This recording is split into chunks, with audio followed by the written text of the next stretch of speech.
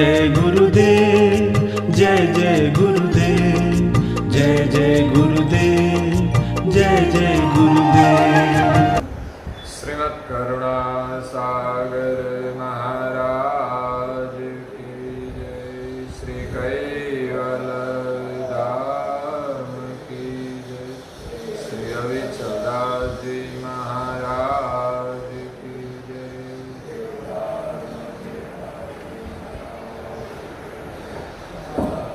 सबके साहेब, सबके साहेब, सबके साहेब। परम गुरु श्रीमद् करुणा सागर महाराज श्री रचित पंचम स्वसंवेद यानी पंचम सूक्ष्म वेद निजपति परम प्रभाव स्कंद है चौथा और चौपाई नंबर है 35वीं।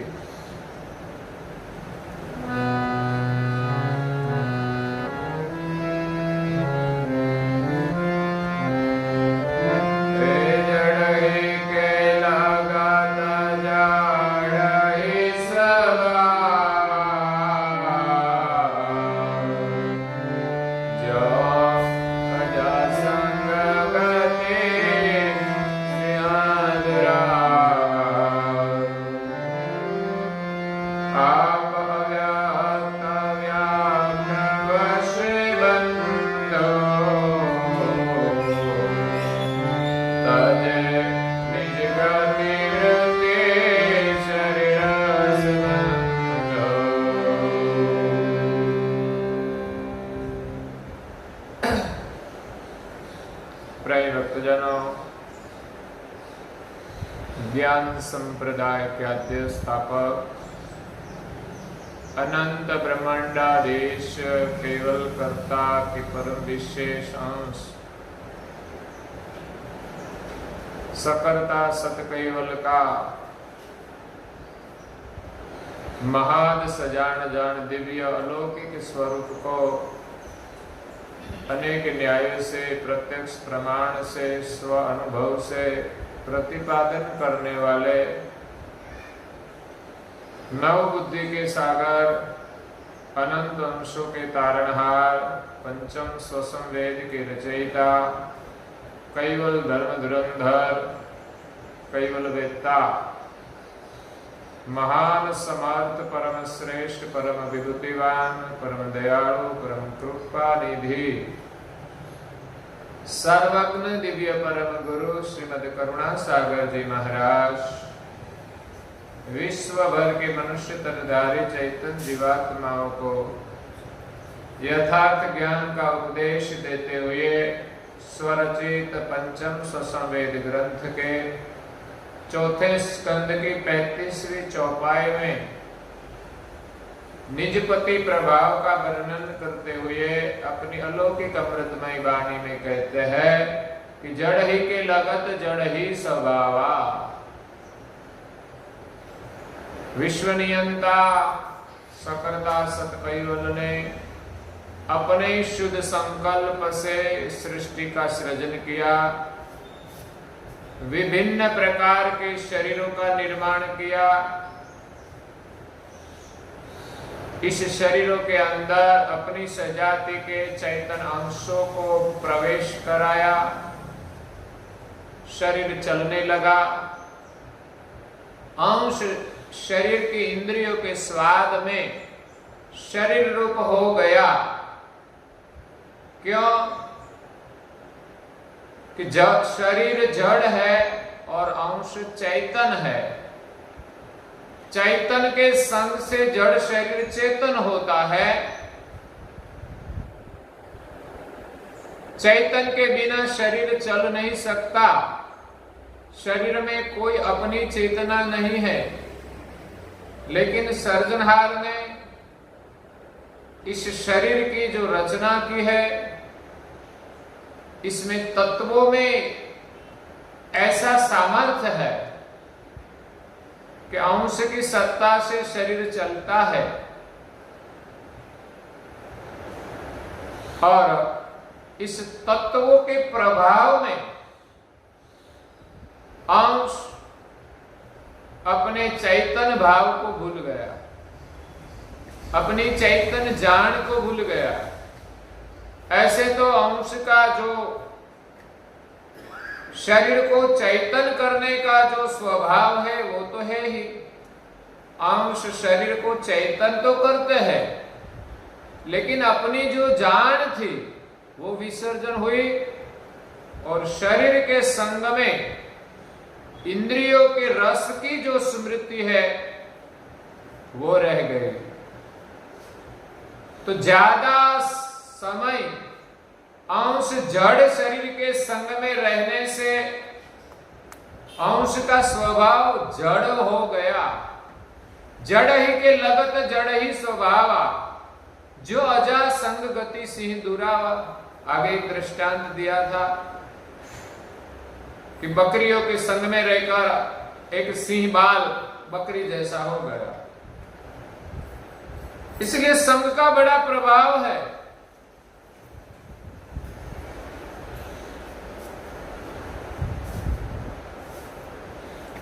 जैसा संग वैसा रंग।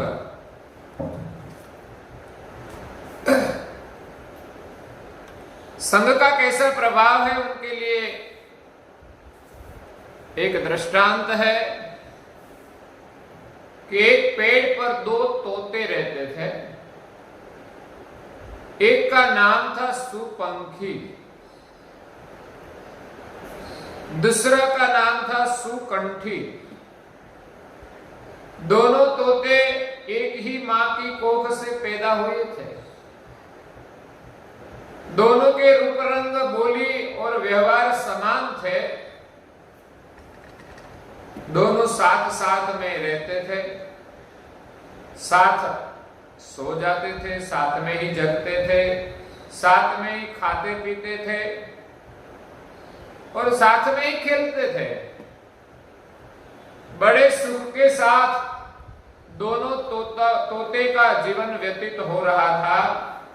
लेकिन अचानक वर्षा काल के समय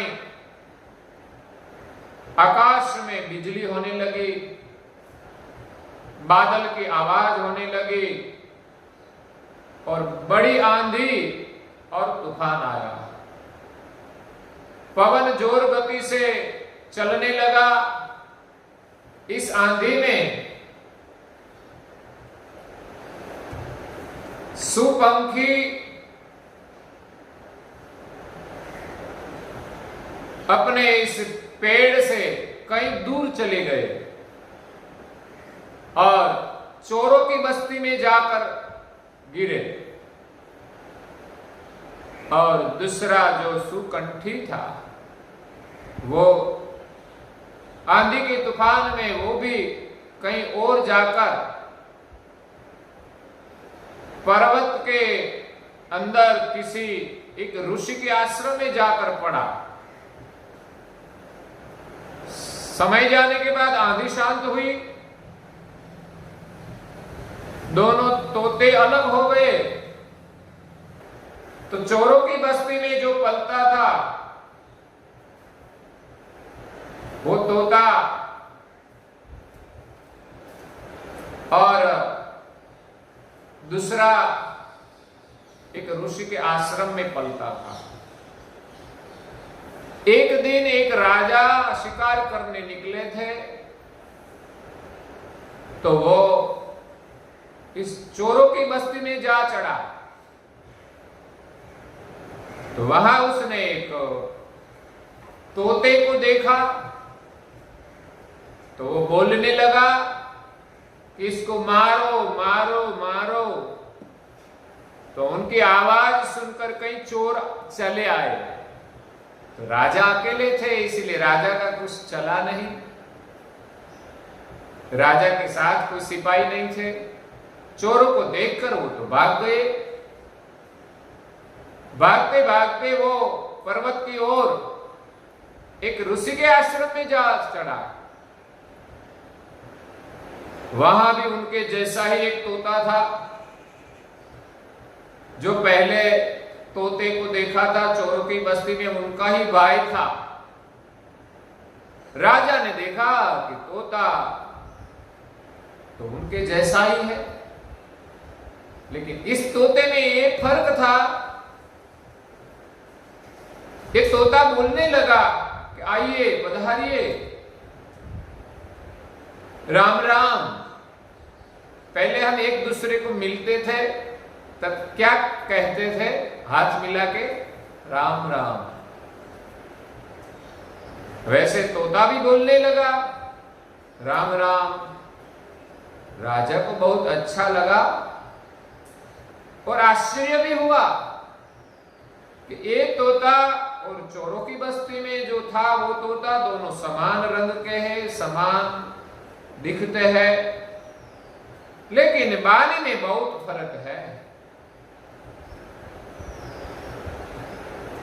सोचने के बाद राजा को पता चला कि एक तोता यह ऋषि के आश्रम में बड़ा हुआ है, उनको जैसा संग मिला वैसा संस्कार पाया है, और दूसरा तोता उनकी ही जाति का था, लेकिन वो चोरों की बस्ती में रहता था, तो मारो पकड़ो वैसा चिल्लाते थे। कहने का मतलब यही है कि जैसा संग हमें मिलता है वैसा रंग हम पर लगता है। इसीलिए परम गुरु जी कहते हैं कि चैतन अंशों ने जड़ शरीर के साथ संग किया तो जड़ शरीर का प्रभाव चैतन पर आ गया, और अंश अव्यक्त होते हुए भी, चैतन होते हुए भी, जान रूप होते हुए भी वो अपनी जान को भूल गया, और शरीर की इंद्रियों की जो स्मृति है वो उनको रह गई। तो इस जड़ प्रभाव के अंदर वो जड़ वर्तमान करने लगा।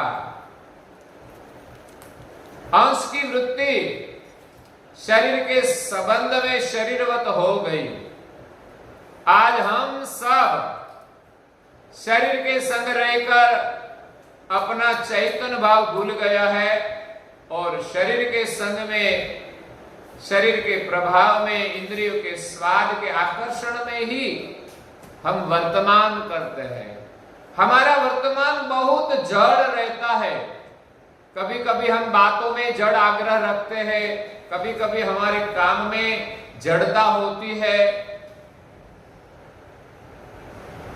जैसे हम चैतन्य स्वभाव में रहना चाहिए, सबके साथ हिल मिल के, ऐसे हम नहीं रह पाते। किसी के प्रति राग तो किसी के प्रति द्वेष, किसी के प्रति क्रोध, किसी के प्रति काम, किसी के प्रति लोभ, किसी के प्रति मोह, किसी के प्रति ईर्ष्या। ये प्रभाव किसका है?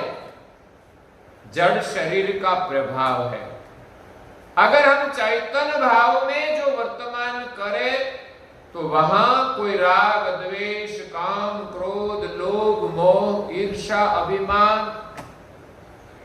कुछ नहीं है। तो परम गुरु जी कहते हैं कि शरीर के प्रभाव में आकर अंश की क्या गति हुई। यो जाहि ताहि वरते हो जमत माहे, पृथक पृथक बिन बिन गति गमाए। एहि विधि सर्व निज आप बुलाना, निज कैवल अंश रहो न ज्ञाना। यो जाहि ताहि वर्तेहु जम तम ही। शरीर में अंश रहकर जहां तहां घूमने लगा, अच्छे बुरे संग में वर्तमान करने लगा, और जैम तैम अपनी मन की इच्छा के अनुसार वो वर्तन करने लगा, अच्छा बुरा का ख्याल नहीं रहा, पृथक पृथक भिन्न भिन्न गति गमही। संग के अनुसार उनकी गति हुई, संग के अनुसार उनकी समझ सीमित हो गई। जिस वर्ण में उत्पन्न हुए शरीर, उनके अंदर जो अंश है वो उस संग में रहता है, तो वो मान लेता है कि यही मेरा जीवन है, मुझे ऐसे ही रहना चाहिए। जिस प्रकार के समाज में रहता है, उनका जो संस्कार है, उसी प्रकार ही उनको जीवन मानता है। वो अपने वास्तविक जीवन को भूल गया। यही विधि सर्व निज आप भुलाना। जहां तहां घूमकर जो गति प्राप्त हुई, उसी के कारण इसी प्रकार की समझ में रहा। तो यही विधि इसी प्रकार सभी अंश अपने स्वरूप को भूल गया कि मैं सर्जनहार कैवल की वंश का चैतन्य सनातन अंश हूं, वो ज्ञान रहा नहीं। मैं फला भाई हूं, फला मेरा गांव है, फला का पुत्र हूं, ये मेरे सगे संबंधी है, ये मिलकर सब मेरी है। इस भ्रम में अंश उलझ गया और सर्जनहार को भूल गया कि मैं सर्जनहार का अंश हूं। वो सर्जनहार ने सृष्टि बनाई है, इसमें मेरा कुछ नहीं है, वो मुझे जीवन देता है।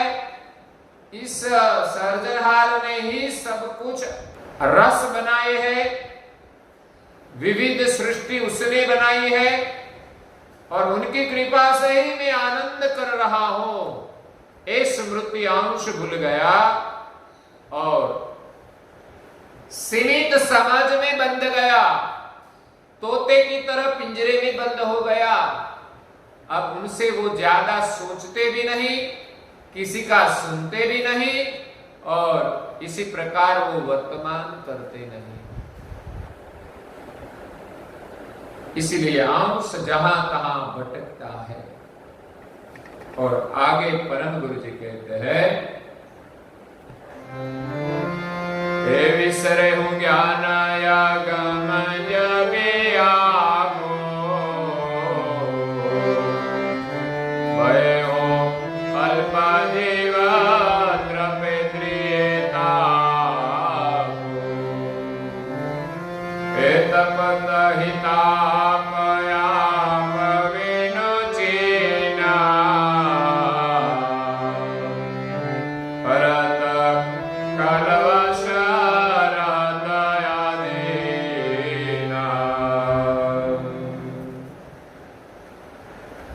विसरे हूं ज्ञान अगम जबी आपू।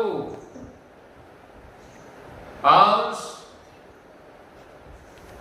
शरीर में रहकर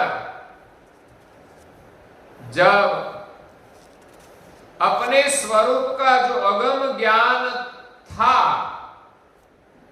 वो भूल गए। भये हूं अल्प जीव, वो हंस रूप था, वो सर्जनहार की सजाति का अंश था, वो अंश भाव भूल गया और वो अल्प जीव हो गए। अंश भाव भूलकर हम जीव बन गए।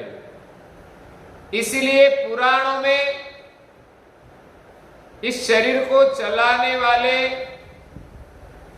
जो चैतन्य है, उनकी परिभाषा जीव के रूप में की है, क्योंकि अंश जीव दशा में वर्तमान करते हैं, इसीलिए उनको जीव का संबोधन किया है। तो अपने स्वरूप का ज्ञान भूलकर ये अंश कैवल की वंश का था, वो भूलकर वो अल्प जीव हो गए कि मैं एक जीव हूं। और जीव भाव से भी विशेष शरीर के संग में शरीर भाव आ गया और मानने लगा कि मैं ये शरीर हूं, मैं एक दिन मर जाऊंगा। ये तो हम सब मानते हैं कि नहीं, हम एक दिन मर जाएंगे। कौन मरेगा? है? शरीर मरेगा कि शरीर को चलाने वाला मरेगा? चलाने वाला तो चैतन्य है, लेकिन खुद को पता नहीं रहा कि मैं चैतन्य हूं। जड़ शरीर के संग में, जड़ व्यवहार में मानने लगा कि मैं शरीर हूं, तो शरीर मरने वाला है ही, इसलिए उनके साथ वो भी मानते हैं कि मैं मरूंगा। मैं जिंदा हूं, मैं बीमार हूं, मैं दुखी हूं, मैं सुखी हूं। ये सब भ्रांतियां हैं। अल्प जीव हो गए, इसी के कारण तपे त्रिये तापु। शरीर के संग में रहकर अंश 3 प्रकार के ताप में तपने लगा। ये ताप शरीर के संग का है, वो 2 प्रकार के हैं। एक शरीर के संबंध का त्रिविधि ताप है,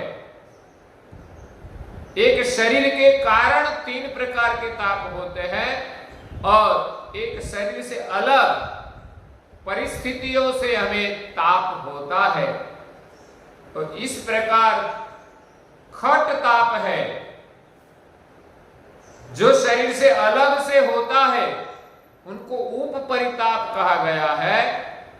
और 3 प्रकार के जो ताप है वो शरीर संबंधी ताप है।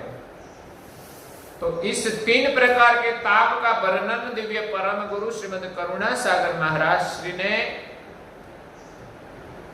एक लघु पंचीकरण ग्रंथ में किया है, जिसमें छोटा सा वर्णन है तत्वों का। इसमें 3 प्रकार के ताप का भी वर्णन है। पहला ताप है आधिदेव्य ताप। देव्य का मतलब है देव, तो आधिदेव्य हमारे शरीर के अंदर जो देवी तत्व है, इस तत्वों के कारण हमारे शरीर में रजोगुण के कारण काम उत्पन्न होता है, तमोगुण के कारण क्रोध उत्पन्न होता है।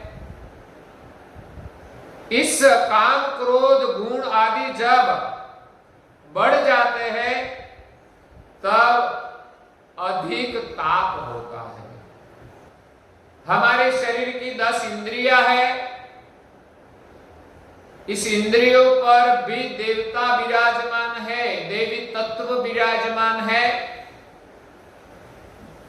ब्रह्मांड में देवता विराजमान है और शरीर के अंदर, पिंड के अंदर देवी तत्व विराजमान है। जो देवी तत्व है उनका संबंध ब्रह्मांड में रहे हुए देवता के साथ है। लोह चुंबक के न्याय, जैसे लोहा को चुंबक का आकर्षण सहज होता है, वैसे हमारे शरीर में जो देवी तत्व है उनको ब्रह्मांड में जो देवताएं हैं उनके प्रति आकर्षण होता है। तो हमारे शरीर की जो इंद्रियां है वो देवी सुख की चाहना करती है, इसलिए तो दुनिया देवों की उपासना करते हैं, मोक्ष के लिए नहीं, लेकिन इंद्रियों की जो चाहना है, उनका जो सुख है वो पाने के लिए। और वो देवी शक्तियां है, उनका मंत्र आता है विभिन्न प्रकार के, जो मंत्र का अनुष्ठान किया जाए तो वो देव प्रसन्न होते हैं। और जो साधक है उनके मन में जो आकांक्षाएं है वो तृप्त होती है, तो उनको लगता है कि इस देव ने प्रसन्न होकर हमें सुख प्रदान किया। लेकिन वो सुख सदैव रहने वाला नहीं है। तो इंद्रिया के सुख के कारण कभी शांति होती है, नहीं मिलता तो अशांति होती है। इसीलिए वो इंद्रियों का ताप जो आधिदैव्य ताप है वो सदैव हमारे शरीर और मन में रहता है। शरीर के कारण यही ताप लगता है।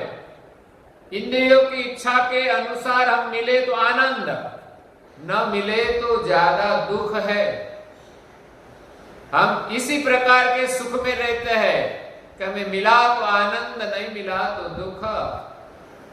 तो आनंद तो थोड़ा समय मिलता है, ज्यादा वक्त तो हम दुखी दुखी दुखी ही रहते हैं। अपनी इच्छा के अनुसार नहीं मिलता तो हमारा मन में क्रोध आता है और ये ताप हमें तपाता है। रजोगुण की चाहनाएं होती है, तब काम सवार होता है। इच्छा के अनुसार काम की पूर्ति नहीं हुई तो हमें तपना पड़ता है। ये एक प्रकार का ताप है, एक प्रकार का दुख है। दूसरा प्रकार का ताप है अधिभूत ताप। भूत का मतलब है पंचभूत, पंच तत्व, जो पृथ्वी, जल, अग्नि, वायु और आकाश, ये पंचभूत का ये शरीर बना है। हमारे शरीर में इस तत्व बढ़ जाते हैं। कभी पृथ्वी तत्व बढ़ता है, कभी जल तत्व, कभी अग्नि तत्व, कभी वायु तत्व, कभी आकाश तत्व।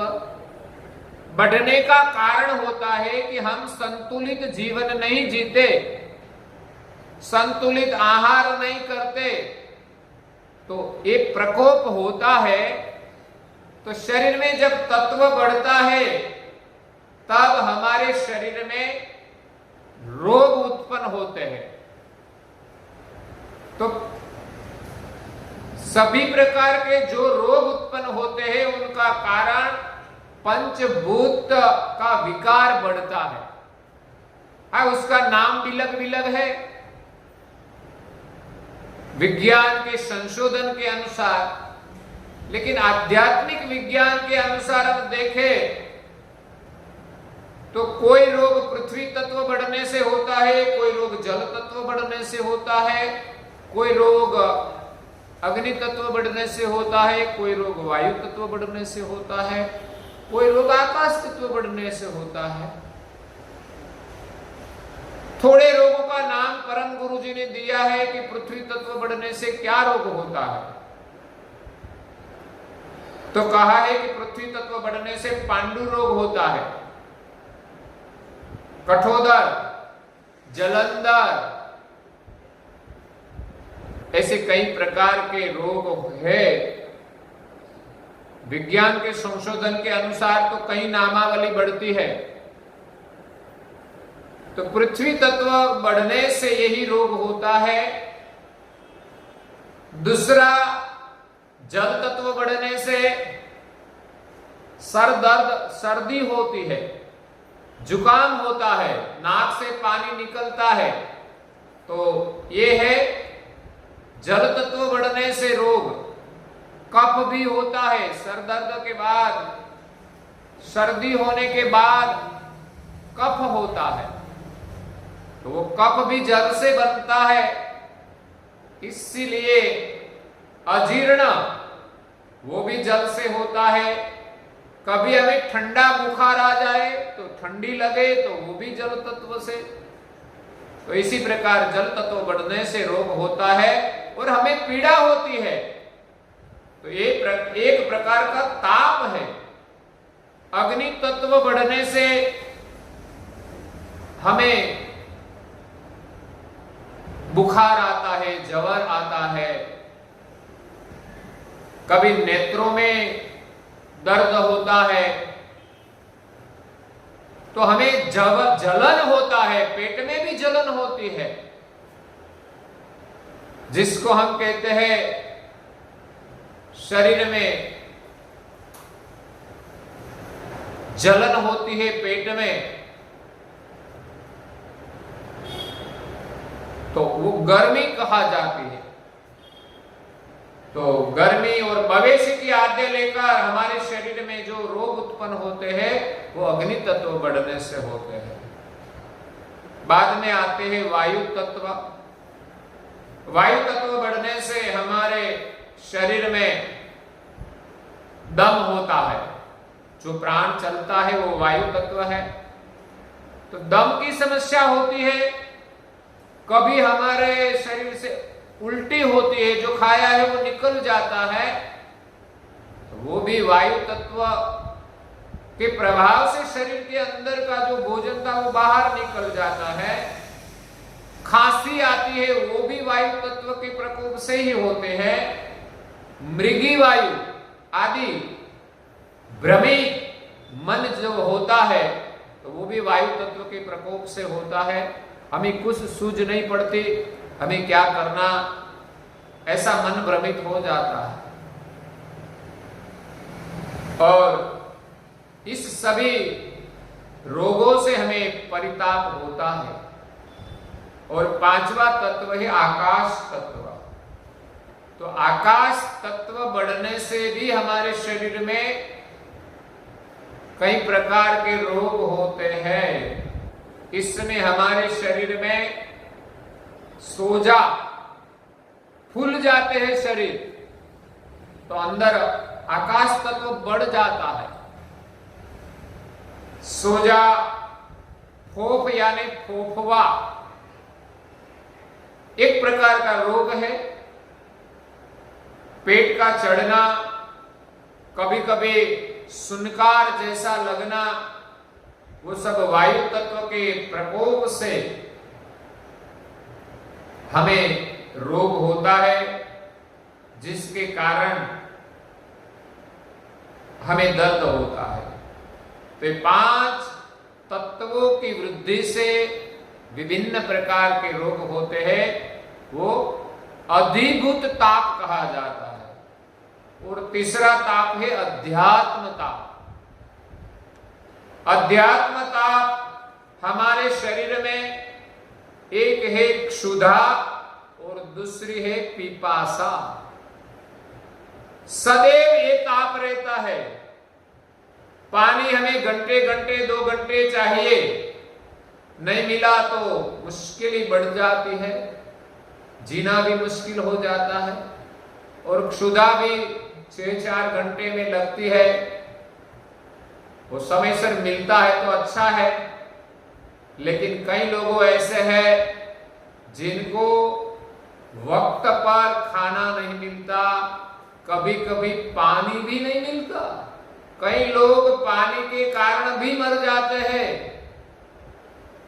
पानी नहीं मिलने के कारण भी मर जाते हैं। कई लोग खाना नहीं मिलने से भी मर जाते हैं।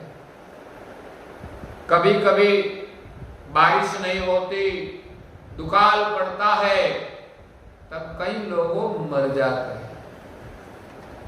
तो ये है अध्यात्मता, जो अहोरात्रि इस ताप को मिटाने के लिए सब लोग पुरुषार्थ करते हैं, कामकाज करते हैं। इसलिए सबके शरीर में जो क्षुधा और पिपासा का ताप है वो अध्यात्म ताप है। इंद्रियों का ताप कभी शांत होता है, हमारे मन में कोई इच्छा ना हो तो शांति है।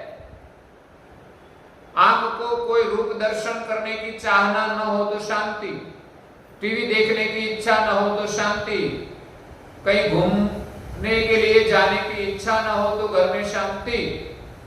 तो इंद्रियों में चाहना नहीं होती तब मन में शांति होती है। कभी हमारे शरीर में कोई रोग न हो तब हमारे शरीर में शांति होती है, लेकिन एक क्षुधा और पिपासा का सदैव रहता है, एक दिन भी खाली नहीं रहता, लेकिन समय समय पर मिल जाते हैं तो फिर शांत हो जाते हैं। लेकिन फिर कभी कभी तो खाना खाने के बाद भी कुछ खाने की चाहना रहती है, पानी पीने के बाद भी और कुछ पीने की चाहना रहती है कि पीने का एक पानी ही थोड़ा है। आजकल तो लोग बहुत प्रकार के द्रव्य का सेवन करते हैं। इसमें असुर पंक्ति के लोग शराब आदि का सेवन करके अपने शरीर और बुद्धि को बिगाड़ देते हैं। क्या खाना क्या नहीं खाना वो भी सोचते नहीं, क्या पीना चाहिए। आजकल ठंडे जो द्रव्य पीने के लिए आते हैं वो भी केमिकल्स वाले होते हैं। आज की युवा पीढ़ी वो सेवन करने में भी मस्त रह जाते हैं। हमारे घर में भी वो हम रखते हैं यही रेफ्रिजरेटर में, कोई आए तो उसका सम्मान करे, लेकिन सबसे अच्छी है कि नहीं हम सोचते नहीं। इसी के कारण हमें बीमारियां होती है। लोग कहते हैं उसको तो कोई व्यसन नहीं था, लेकिन व्यसन के अलावा भी कई चीज का हम खान पान ऐसा करते हैं जो पेस्टिसाइड वाले होते हैं, तो उनसे भी बीमारियां होती है। कई व्यसन वाले की तो प्रकृति बन जाती है, तो उसको शायद कुछ न भी हो, लेकिन ज्यादातर व्यसन का सेवन करने वालों को कई प्रकार के रोग होते हैं और इस रोग के कारण ही उनकी मृत्यु होती है और मृत्यु जल्दी भी आती है। इसीलिए इस 3 प्रकार के जो ताप है वो हमें तपाते हैं, उनसे बचने के लिए हमें क्या करना चाहिए वो तो हमें परम गुरु जी मार्ग बताएगा। लेकिन जीव की दशा इस शरीर के संबंध में कैसी हुई उनका वर्णन करते हैं कि तपत ही ताप आप विनुचीना। जब तक हम अपने को नहीं जाने तब तक अंश आत्मा ये ताप में तपते रहते हैं। फरत काल वश रहत आदीना। प्राणी पशु पंखी मनुष्य इन सभी प्रकार के शरीर में अंश विचरण करके काल के वश होकर उसके अधीन रहता है। कभी काल आकर उनका चारा कर जाते हैं, वो कुछ पता नहीं। तो आगे परम गुरु जी अंश की जो स्थिति हुई उनका वर्णन करते हैं, वो हम कल सुनेंगे। आज के प्रवचन को यहाँ विराम देते हैं। श्रीमद् करुणा सागर महाराज की, श्री कैवल धाम की, श्री अविचलदास जी महाराज की,